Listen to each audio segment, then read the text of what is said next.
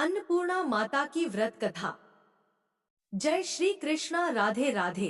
प्रिय श्रोताओं, मां अन्नपूर्णा का महाव्रत मार्गशीर्ष मास के कृष्ण पक्ष पंचमी से प्रारंभ होता है और मार्गशीर्ष शुक्ल षष्ठी को समाप्त होता है।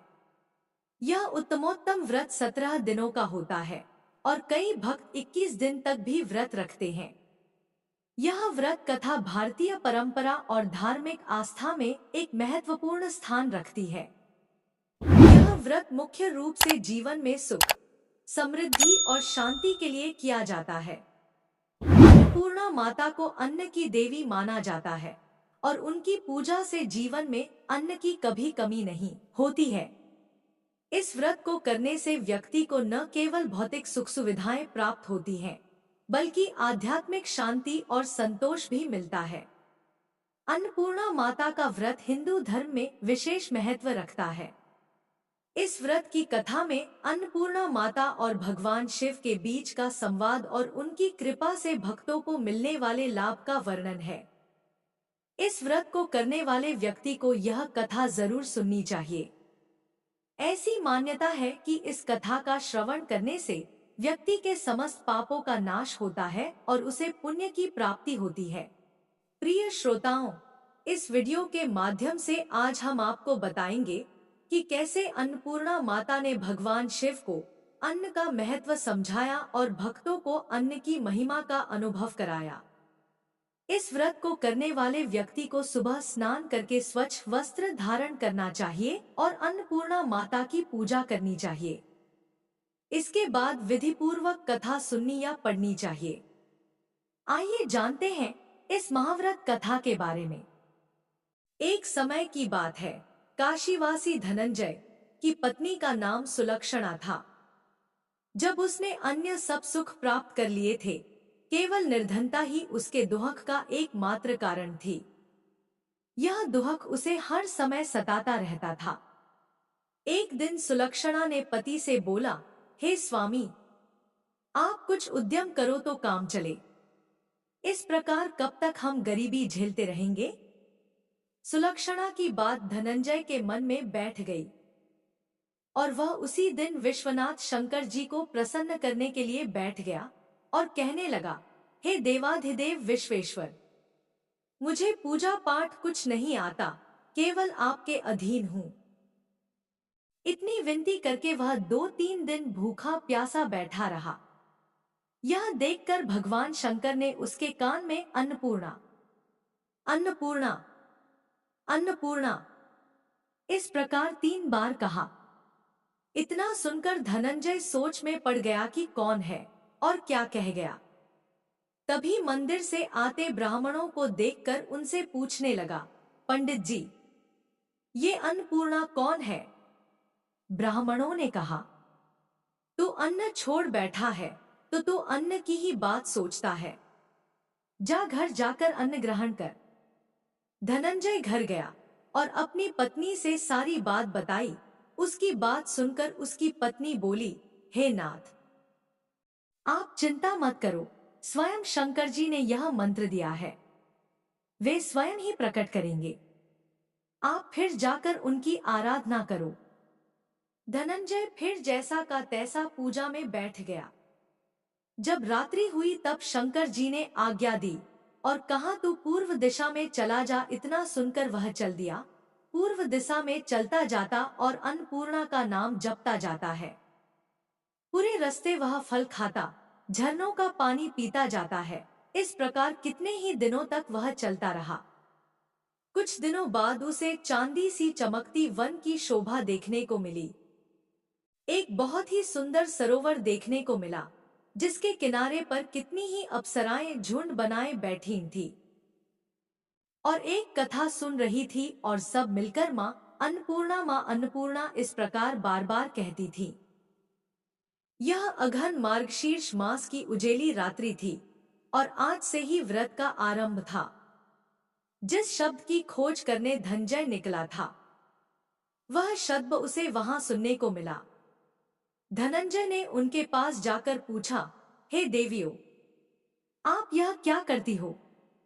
यह सुन उन सब अप्सराओं ने कहा, हम सब माँ अन्नपूर्णा का व्रत करती हैं। धनंजय ने पूछा, यह व्रत पूजा करने से क्या होता है? यह किसी ने किया भी है?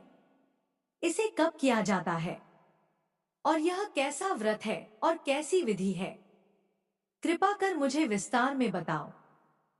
तब सभी अप्सराएं कहने लगी, इस व्रत को कोई भी कर सकता है और इस व्रत को करने के लिए 21 दिन तक के लिए 21 गांठ का सूत लेना चाहिए। 21 दिन यदि न बने तो एक दिन उपवास करें। यह भी न बने तो केवल कथा सुनकर प्रसाद लें। निराहार रहकर कथा कहें।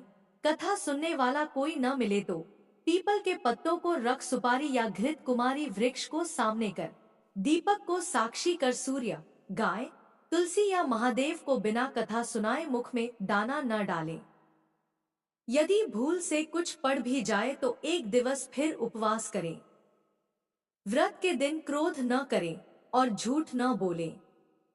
यह सुन धनंजय बोला, इस व्रत को करने से क्या होगा? तब अप्सराएं कहने लगी, इसके करने से अंधों को नेत्र मिले, लूलों को हाथ मिले, निर्धन के घर और धन आए, बांझी को संतान मिले, मूर्ख को विद्या आए। जो जिस कामना से व्रत करे माँ उसकी इच्छा पूरी करती है। इतना सुनकर धनंजय कहने लगा, बहनों, मेरे पास भी धन नहीं है, विद्या नहीं है, कुछ भी तो नहीं है। मैं तो दुखिया ब्राह्मण हूँ। क्या आप लोग मुझे इस व्रत का सूद दोगी? यह सुन अप्सराओं ने कहा, हाँ भाई, तेरा कल्याण हो, हम तुम्हें अवश्य देंगे। ले इस व्रत का मंगलसूत्र ले। तब धनंजय ने वह व्रत किया और उसका व्रत पूरा हुआ। तभी सरोवर में से 21 खंड की सुवर्ण सीढ़ी हीरा मोती से जड़ी हुई प्रकट हुई। धनंजय ने जब सीढ़ियों को देखा तब वहां गया और वहां जाकर जय अन्नपूर्णा कहने लगा। इस प्रकार वह कितनी ही सीढ़ियां उतर गया। वहां उतरने के बाद वह देखता है कि करोड़ों सूर्य से प्रकाशमान अन्नपूर्णा का मंदिर है। उसके सामने सुवर्ण सिंहासन पर माता अन्नपूर्णा विराजमान है। सामने भिक्षा हेतु शंकर भगवान खड़े हैं। देवांगनाएं चंवर डुलाती हैं। कितनी ही हथियार बांधे पहरा देती हैं। धनंजय दौड़कर जगदम्बा के चरणों में गिर गया। देवी उसके मन का क्लेश जान गई। धनंजय कहने लगा, माता, आप तो अंतर्यामिनी हो, आपको अपनी दशा क्या बताऊं? माता बोली, मेरा व्रत किया है, जा संसार तेरा सत्कार करेगा। माता ने धनंजय की जहनवा पर बीज मंत्र लिख दिया। अब तो उसके रोम रोम में विद्या प्रकट हो गई। इतने में धनंजय क्या देखता है कि वह काशी विश्वनाथ के मंदिर में खड़ा है। माँ का वरदान ले धनंजय घर आया और सुलक्षणा से सारी बात कही। माता जी की कृपा से उसके घर में अब धन संपत्ति उमड़ने लगी थी।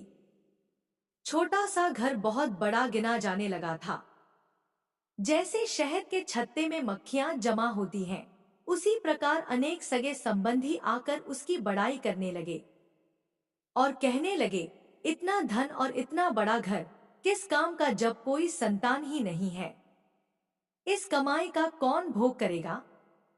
तुम्हारी पत्नी सुलक्षणा से संतान नहीं है, इसलिए तुम दूसरा विवाह करो। लो, धनंजय को ना चाहते हुए भी दूसरा विवाह करना पड़ा और पत्नी सुलक्षणा को सौत का दोहक उठाना पड़ा। इस प्रकार दिन बीतते गए। फिर अघन मास आया। नए बंधन से बंधे पति से सुलक्षणा ने कहलवाया कि हम व्रत के प्रभाव से सुखी हुए हैं, इस कारण यह व्रत छोड़ना नहीं चाहिए। यह माता जी का प्रताप है जो हम इतने संपन्न और सुखी हैं। सुलक्षणा की बात सुनकर धनंजय उसके यहाँ आया और व्रत में बैठ गया।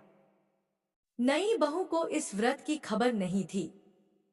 वह धनंजय के आने की राह देख रही थी। दिन बीतते गए और व्रत पूर्ण होने में 3 दिवस बाकी थे कि नई बहू को उस व्रत के बारे में खबर पड़ी। उसके मन में ईर्ष्या की ज्वाला दहकने लगी और वह सुलक्षणा के घर जा पहुंची और उसने वहां भगदड़ मचा दी और धनंजय को अपने साथ ले गई। वहां जाने के बाद धनंजय को थोड़ी देर के लिए निद्रा ने आ दबाया। इसी समय नई बहू ने उसका व्रत का सूत तोड़कर आग में फेंक दिया। अब क्या था, माता जी का कोप जाग गया और घर में अकस्मात आग लग गई और सब कुछ जलकर खाक हो गया। जब यह बात सुलक्षणा को पता चली तो वह तुरंत जान गई और पति को फिर से अपने घर लेकर आई। यह देख नई बहू रूठकर अपने पिता के घर जा बैठी। पति को परमेश्वर मानने वाली सुलक्षणा बोली, हे नाथ, आप घबराना नहीं, माता जी की कृपा अलौकिक है। पुत्र कुपुत्र हो जाता है, पर माता कभी कुमाता नहीं होती। अब आप मेरी बात मानो और श्रद्धा भक्ति से आराधना शुरू करो, वे जरूर हमारा कल्याण करेंगी। धनंजय फिर माता के पीछे पड़ गया। फिर वही सरोवर सीढ़ी प्रकट हुई, उसमें मां अन्नपूर्णा कहकर वहां फिर से उतर गया। वहां जाकर माताजी के चरणों में रुदन करने लगा। यह देख माता प्रसन्न होकर बोली, यह मेरी स्वर्ण की मूर्ति ले, उसकी पूजा करना, तू फिर सुखी हो जाएगा। जा, तुझे मेरा आशीर्वाद है। तेरी स्त्री सुलक्षणा ने श्रद्धा से मेरा व्रत किया है, उसे मैंने पुत्र दिया है। धनंजय ने आंखें खोली तो खुद को काशी विश्वनाथ के मंदिर में खड़ा पाया। वहां से फिर उसी प्रकार घर को आया। इधर सुलक्षणा के दिन चढ़े और महीने पूरे होते ही पुत्र का जन्म हुआ। गांव में आश्चर्य की लहर दौड़ गई। इस प्रकार उसी गांव के एक निःसंतान सेठ के पुत्र होने पर उसने माता अन्नपूर्णा का मंदिर बनवा दिया। उसमें माता जी धूमधाम से पधारी, यज्ञ किया और धनंजय को मंदिर के आचार्य का पद दे दिया। जीविका के लिए मंदिर की दक्षिणा और रहने के लिए बड़ा सुंदर सा भवन दिया। धनंजय अपने पत्नी और पुत्र के साथ वहां रहने लगा। माता जी की चढ़ावे में भरपूर आमदनी होने लगी। उधर नई बहू के पिता के घर डाका पड़ गया, सब लुट गया। वे भीख मांगकर पेट भरने लगे। जब सुलक्षणा ने यह सुना तो उन्हें बुलावा भेजकर बुलवा लिया और अलग घर में रख लिया और उनके अन्नवस्त्र का प्रबंध कर दिया। धनंजय, सुलक्षणा और उसका पुत्र माता जी की कृपा से आनंद से रहने लगे। माता जी ने जैसे इनके भंडार भरे वैसे सबके भंडार भरे। एक बार प्रेम से बोलिए अन्नपूर्णा माता की जय। प्रिय श्रोताओं, अगर आपको यह कथा पसंद आई हो तो प्लीज चैनल को सब्सक्राइब और वीडियो को लाइक करिए। धन्यवाद।